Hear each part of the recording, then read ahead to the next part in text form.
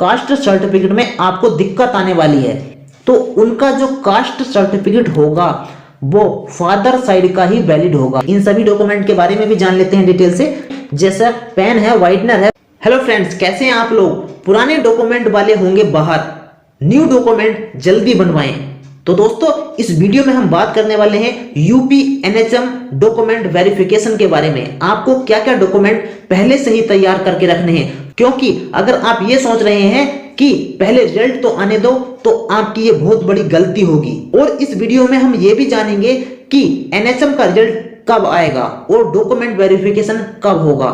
साथ ही साथ कास्ट आपका कौन सा लगेगा, मतलब कि जो गर्ल्स मैरिड हैं उनका हस्बैंड साइड का या फिर फादर साइड का, निवास कौन सा लगना है, ईडब्ल्यूएस वालों का कब तक का मान्य होगा सर्टिफिकेट, आय का प्रमाण पत्र लगेगा या नहीं लगेगा, बर्थ सर्टिफिकेट लगेगा या नहीं लगेगा, ऐसी ही बहुत सी जानकारी हम इस वीडियो में डिटेल से डिस्कस करेंगे।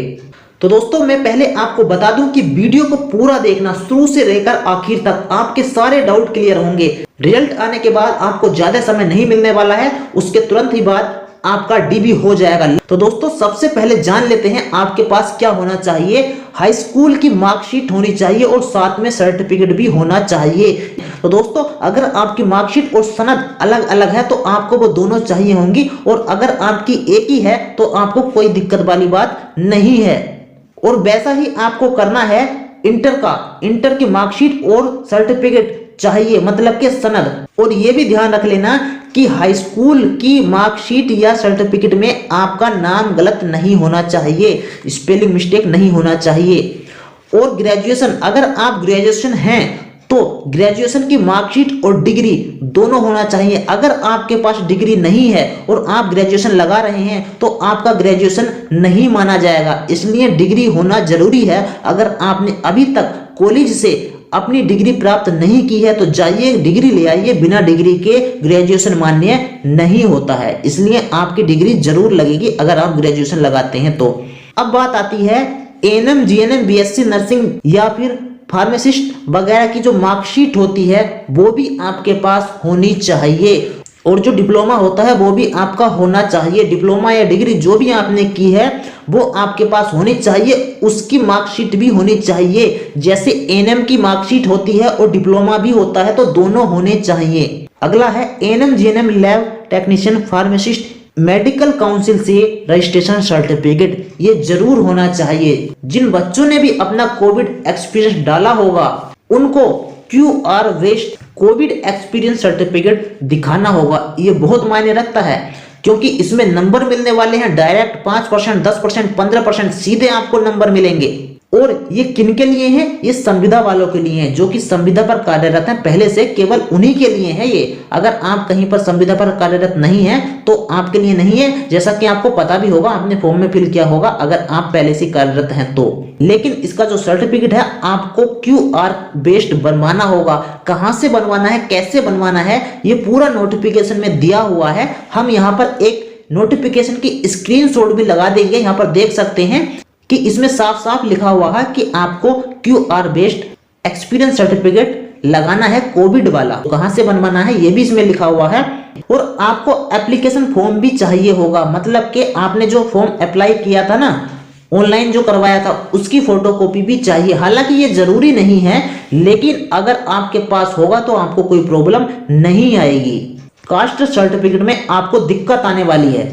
किन्हें दिक्कत आने वाली है, जिनका पुराना बना हुआ है। मैं आपको बता दूं, कास्ट सर्टिफिकेट जो लगेगा OBC, SC, ST, उनका 1/4/2022 मतलब कि 1 अप्रैल 2022 से पहला नहीं होना चाहिए, मतलब उसके बाद का ही होना चाहिए। अगर आपका पहला है तो अभी जाकर के बनवा लीजिए, क्योंकि आपको फिर टाइम नहीं मिलेगा। इसलिए मैंने वीडियो के शुरू में बोला था जिनके पुराने डॉक्यूमेंट हैं वो बाहर हो सकते हैं रिजर्वेशन से, क्योंकि अगर आपने पुराना ओल्ड कास्ट सर्टिफिकेट लगाया तो आपको रिजर्वेशन का लाभ नहीं मिलेगा। ये सारी बातें हम अपनी तरफ से नहीं बोल रहे हैं, ये सब कुछ नोटिफिकेशन में लिखा हुआ है। यहाँ पर मैं स्क्रीनशॉट लगा रहा हूँ, यहाँ पर देख सकते हैं, डिटेल से पढ़ लेना कि आपका 1/4/2022 से पुराना नहीं होना चाहिए। कास्ट सर्टिफिकेट हो चाहे वो EWS सर्टिफिकेट हो। EWS सर्टिफिकेट में क्या होता है कि वित्त वर्ष उस वित्त वर्ष का होना चाहिए, मतलब कि 1 अप्रैल, यहाँ पर देख सकते हैं 1 अप्रैल से 31 मार्च तक वैलिड होना चाहिए, 2022 वाला होना चाहिए, इससे पुराना वाला नहीं चलेगा। ये भी आपको पता होगा कि ईडब्ल्यूएस वालों बच्चों को बहुत ही ज्यादा बेनिफिट है, क्योंकि इनकी मेरिट सबसे कम रहने वाली है। कट ऑफ के ऊपर भी हम वीडियो बना चुके हैं, आप जाकर के देख सकते हैं अगर आपने नहीं देखा है तो। हमने जो वो वीडियो बनाई है वो फाइनल कट ऑफ बनाई है। और हाँ दोस्तों, एक इंपॉर्टेंट बात, जो गर्ल्स मैरिड हैं, जिनकी शादी हो चुकी है, तो उनका जो कास्ट सर्टिफिकेट होगा वो फादर साइड का ही वैलिड होगा, मतलब कि पिता के नाम का जो कास्ट सर्टिफिकेट है वही आपका वैलिड होगा, वरना आपको रिजर्वेशन का लाभ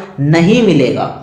अगर आपको रिजर्वेशन चाहिए, लेकिन अगर आपने हस्बैंड साइड का लगाया, मतलब हस्बैंड के नाम का लगाया कास्ट सर्टिफिकेट, तो आपको रिजर्वेशन नहीं मिलेगा, लाभ नहीं मिलेगा। अगर आपके पास निवास प्रमाण पत्र नहीं है तो आपको जनरल में काउंट किया जाएगा। ध्यान रखना, आपको जनरल में काउंट किया जाएगा, निवास प्रमाण पत्र होना चाहिए। और जो गर्ल्स हैं मैरिड वाली, यहाँ पर मैं उनके लिए वही कहना चाहूंगा कि हस्बैंड साइड का या फिर फादर साइड का, मतलब डोमिसाइल में निवास प्रमाण पत्र में कोई दिक्कत वाली बात नहीं है। आप अपने पति पक्ष का भी लगा सकते हैं, लेकिन कास्ट सर्टिफिकेट आपको पिता पक्ष का ही लगाना है अगर रिजर्वेशन चाहिए तो। एनओसी, अगर आप गवर्नमेंट जॉब करते हैं, जी हाँ दोस्तों, तो आपको एनओसी लगाना होगा। 4 से 6 फोटो तो आपको चाहिए होंगे। डीबी लेटर, जब आपका डीबी होगा, मतलब डॉक्यूमेंट वेरिफिकेशन होगा, डॉक्यूमेंट चेक होंगे, तब आपको जो लेटर जारी किया जाएगा, जो कॉल लेटर जारी किया जाएगा, उसी को डीबी लेटर कहते हैं। और साथ में 1-2 फॉर्म वगैरह मिल सकता है, ऑनलाइन भी मिल सकता है। और अगर ऑनलाइन नहीं मिला तो आप जब वहां पर जाएंगे डीबी देने, तो वहां पर आपको एक प्रपत्र प्रदान करेंगे, जो कि 1 या ज्यादा पन्नों का भी हो सकता है, या फिर ऑनलाइन भी डाउनलोड करने के लिए आ सकता है, जिसको आपको फिल करके देना होता है, जमा करना होता है डॉक्यूमेंट के साथ वहीं। और ये जो मैंने सारे डॉक्यूमेंट बनाए हैं, इन सभी की फोटोकॉपी भी करके रखनी है आपको, और ओरिजिनल भी लेकर के जाने हैं। तो दोस्तों, ये और डॉक्यूमेंट हैं जिनके बारे में आपको जरूर जानना चाहिए। इन सभी डॉक्यूमेंट के बारे में भी जान लेते हैं डिटेल से। कैरेक्टर सर्टिफिकेट है, इनकम सर्टिफिकेट है, और आईडी प्रूफ जैसा Aadhaar card, PAN card, voter ID, marriage certificate है, बर्थ सर्टिफिकेट है। क्योंकि बच्चों के मन में क्वेश्चन आता है कि क्या इनमें से भी कुछ लेकर के जाना है, तो दोस्तों इनमें से कोई भी चीज कंपलसरी नहीं है, लेकिन अगर आप लेकर के जाते भी हैं, लगाते भी हैं, तब भी कोई दिक्कत वाली बात नहीं है। आधार कार्ड वगैरह तो आपको साथ रखना ही है, लेकिन मांगा नहीं जाता है ना तो कैरेक्टर सर्टिफिकेट, और ना ही आपका आय प्रमाण पत्र, और ना ही आईडी प्रूफ, और ना ही मैरिज सर्टिफिकेट, और ना ही बर्थ सर्टिफिकेट। इनमें से कुछ भी कंपलसरी नहीं है। एक्स्ट्रा आप इन चीजों को भी रख लेना साथ में, जैसे पेन है, वाइटनर है, गोंद है, स्टेपनर है, अन्य इन सारी चीजों को भी रख लेना, क्योंकि वहां पर जरूरत पड़ जाती है। जितने भी आप डॉक्यूमेंट लगाएंगे उन सभी के 2-2 सेट आपको तैयार करके रख लेने हैं। और अगर आपको कोई भी दिक्कत आती है तो आप कमेंट करना, हम उसका जवाब जरूर देंगे। हमारी ये वीडियो आपको कैसी लगी हमें जरूर बताइएगा। मिलते हैं नेक्स्ट वीडियो में। Okay, bye bye, thank you.